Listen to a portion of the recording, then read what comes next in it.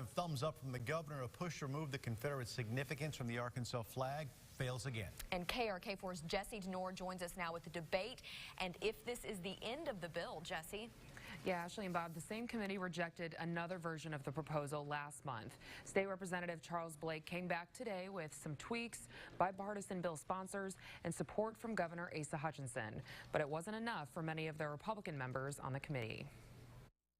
A bill that can unite and move our state forward together. Wearing the state flag on his chest, Representative Charles Blake made his case again about why the significance of the blue star above Arkansas should change from the Confederate States of America to the United States of America. One could argue that the star was added to the flag not to honor the Confederate States of America, but to only honor the presence and prominence of white supremacy and terrorism in the state of Arkansas. But a number of others testified against Blake. Not myself nor any of the men sitting behind me bear hateful hearts. What we see occurring is an insult to our history, an insult to the men who marched and died for their state, and an affront to the education of history. The bill would also change one of the three stars below Arkansas from representing the U.S. to Native American nations.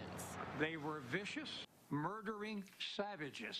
From a legal standpoint, Representative Doug House told both sides of the debate, you're wrong. The real problem with this bill, it's telling people what they've got to think. That's why House filed his own bill Wednesday that would remove all significance from the state flag, from the stars to the diamond.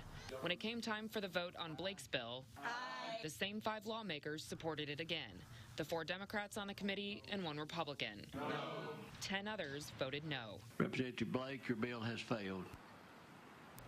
Now, Representative Blake has not ruled out bringing up the proposal again and said it's also possible a similar one could run on the Senate side. This vote comes 2 years after Governor Hutchinson signed into law the bill he backed to remove Robert E. Lee from the state holiday honoring Martin Luther King Jr. Back to you.